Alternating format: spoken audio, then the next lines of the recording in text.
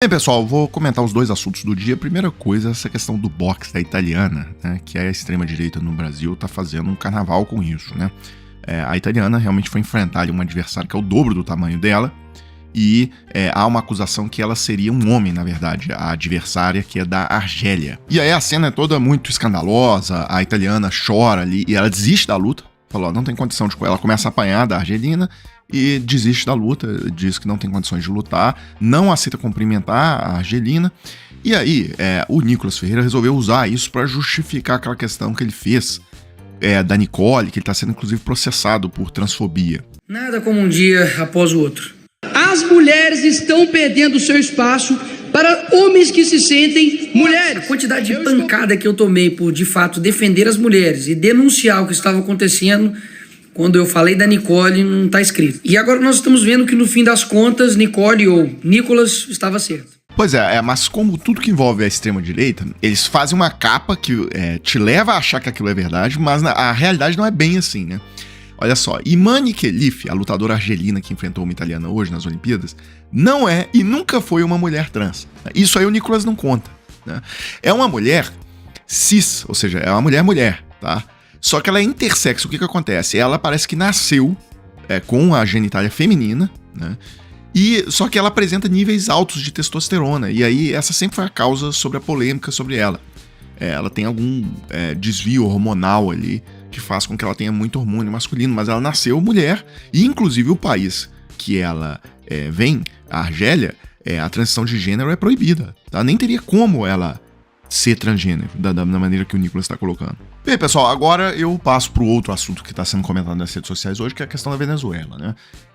Venceu o prazo oficial de 72 horas para o Conselho Nacional Eleitoral divulgar o total dos votos. E ele não divulgou nem o total dos votos e nem as atas da eleição. Bem, então, nas regras do próprio CNE, determinava que ele tinha que entregar o total dos votos em até 72 horas após a eleição. E, no caso das atas eleitorais, ele teria mais prazo. Porém, o próprio CNE disse que as atas seriam também divulgadas em 72 horas. Porque, como o sistema é eletrônico, os boletins de urna já teriam de ter sido divulgados e as atas já teriam que estar prontas. Aliás, aqui vale até um comentário, um desabafo pessoal. É impressionante o nível de desumanidade que as pessoas atingiram, né, nessa questão da Venezuela, né?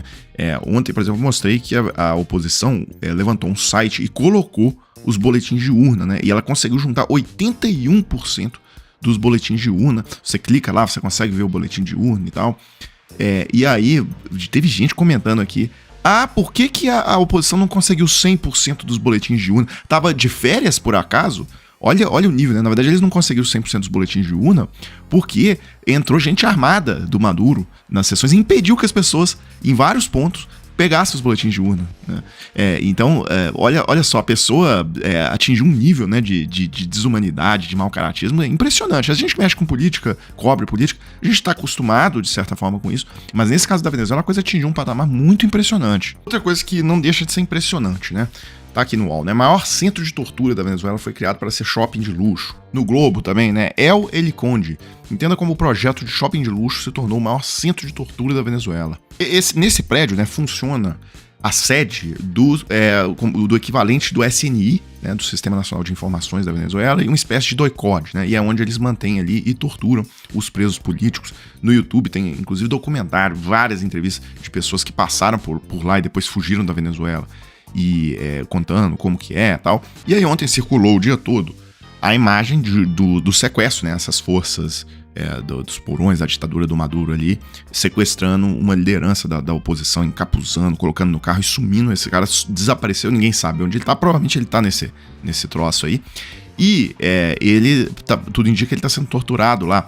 E olha só, a informação que saiu na matéria é que o que eles estão tentando obter dele, né? O Fred Superlano, eles estão tentando obter um vídeo em que ele admita, dizendo assim, olha, não, realmente a gente fez um ataque contra o sistema eleitoral, um ataque hacker para derrubar o sistema e tal. Um vídeo nessa linha, para justificar por que o governo não divulga as atas e coisa assim. E aí, isso aí, pessoal, explica muita coisa, né?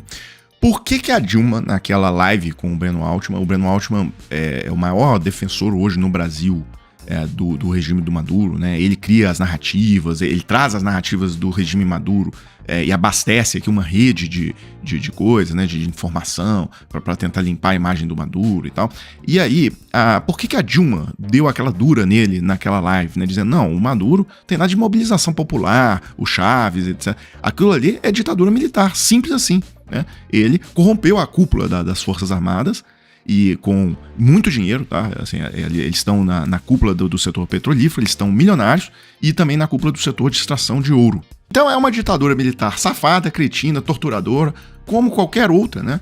E aquele papinho do Breno Maltby, do imperialismo e não sei o que, ele ficou com a cara de bunda ali naquele momento. E o que acontece ali dentro do El Helicoide é a causa fundamental porque a Dilma deu aquela aula no Breno Maltby. O ponto era esse, né? A Dilma enfrentou a ditadura militar no Brasil, ela foi torturada, ela viu o que é o El Helicoide, né? Aqui no Brasil, né? O DOI-CODE, etc. Esses centros de tortura.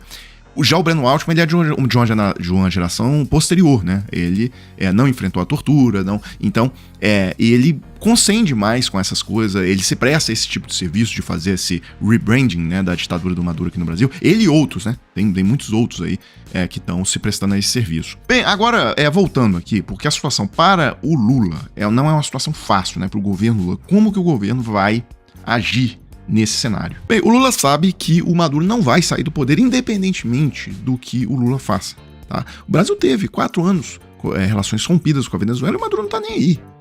O Maduro, na realidade, ele tem esse esquema com os militares nesses postos-chave da questão do petróleo e do ouro, e pronto, e acabou. Para eles lá estão milionários internamente, basta que eles tenham o apoio da China, porque a China continue comprando esse petróleo e esse ouro dele, a China faz isso, e acabou.